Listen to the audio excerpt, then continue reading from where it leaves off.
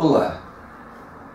Dentro da psicologia cognitiva, cognição traz a ideia de pensamento e daquilo que é estruturado dentro do contexto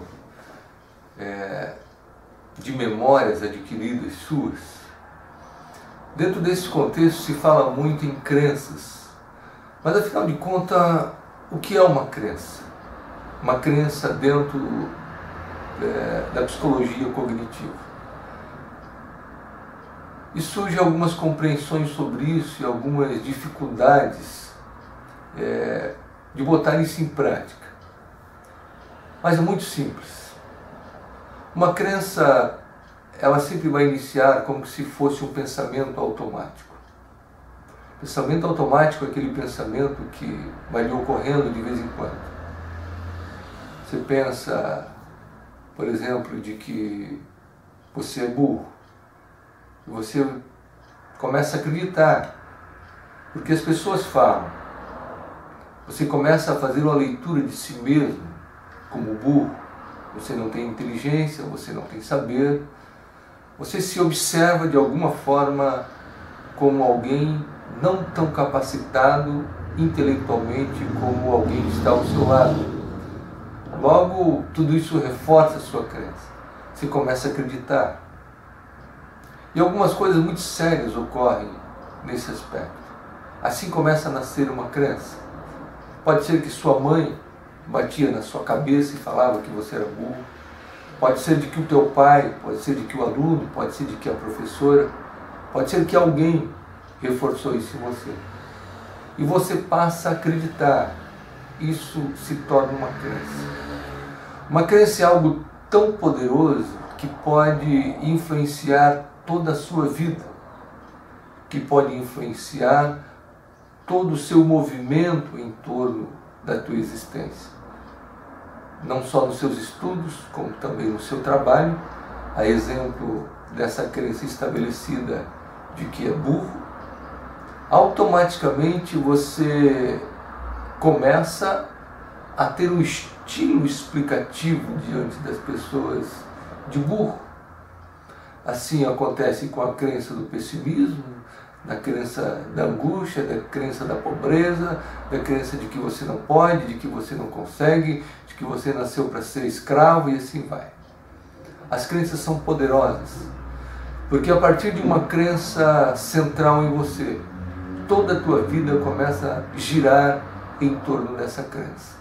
Ela é, quando nós falamos sobre crenças, nós observamos ou ela é funcional ou disfuncional.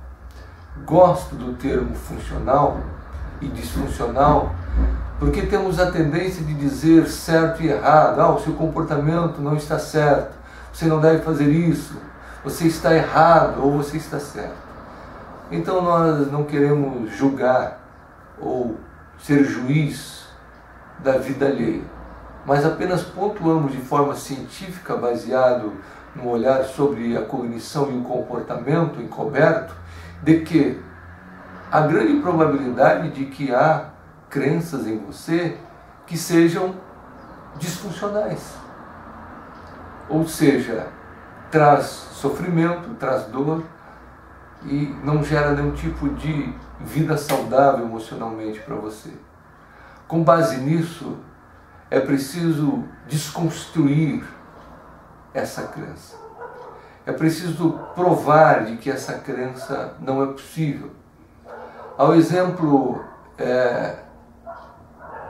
dessa ideia de burro, uma paciente específica, num dado momento, começa a trazer a história de que, nesse estudo de caso, de que a sua vida era uma vida péssima, de que não se gostava, não se amava, ao se olhar no espelho, se identificava como alguém que não se amava, autoestima baixíssima. Quando se relacionava com as pessoas, a sua assertividade era baixa, se posicionava como submissa a qualquer aspecto da vida, em todos os níveis. E naturalmente esse estudo de caso que trago a você se identificou-se através de uma crença estabelecida desde a sua infância. Desde a infância, alguém notificava essa pessoa de que ela era burra. Fazia-se comparações com outras pessoas sobre a burrice que ela tinha, se comparava e se apontava. É como se todo dia de manhã alguém chegasse com uma lista daquilo que é negativo e apresentasse. E começou-se a se explicar isso na vida. Começou-se a fazer parte do seu comportamento diante das pessoas, diante da vida, diante de tudo. Pasmem, chega um momento em que o sofrimento é tão grande, de que a coisa mais fácil a se fazer é se isolar. É uma crença negativa sobre si mesmo, gerando depressão. Uma crença negativa, um olhar negativo sobre o mundo. E isso automaticamente gerou sofrimento. As coisas mais ruins de serem lidadas como coisas disfuncionais nas cognições, no pensamento, é o pensamento negativo sobre si mesmo, sobre o mundo e sobre o futuro. E uma pessoa com uma crença dessa automaticamente tem crenças estabelecidas para ter um repertório de comportamento negativo em todas as bases da vida, sobre si mesmo, sobre o mundo, sobre as pessoas, sobre o ambiente e principalmente sobre o futuro. Não vou dar nada, não vou ser nada na vida. A melhor forma de fazer isso, quando eu apresento este caso, é de que precisa desconstruir essa crença. E acredite, uma crença é algo muito poderoso. Ela pode modificar. No campo da sexualidade, trazem tragédias, como é o exemplo de alguém que foi reforçado, um outro estudo de caso, de que durante 30 anos foi ensinado pela igreja de que o sexo era pecado. E durante todo esse tempo nunca havia tido relacionamento sexual. Quando foi ter o seu primeiro relacionamento sexual, foi tão influente a crença de que ele broxou na hora de transar. Por quê? A crença que se tinha em relação ao sexo de pecado. E culpou de várias formas o entendimento que ele tinha no momento sobre a igreja e sobre o mundo eclesiástico em que vivia. No entanto, é a forma como se leu aquilo que foi dado para ele.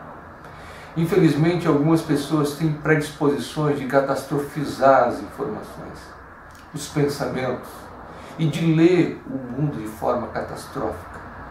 E foi exatamente o que aconteceu com esse outro estudo de casos sobre sexualidade. Precisamos ser cientes, nós que estamos lidando, para sermos felizes, para florescermos em relação à nossa vida, ao bem-estar que queremos viver. O fato é, precisamos desconstruir, e talvez ainda não nasceu crenças em você, não deixar essas crenças estabelecer.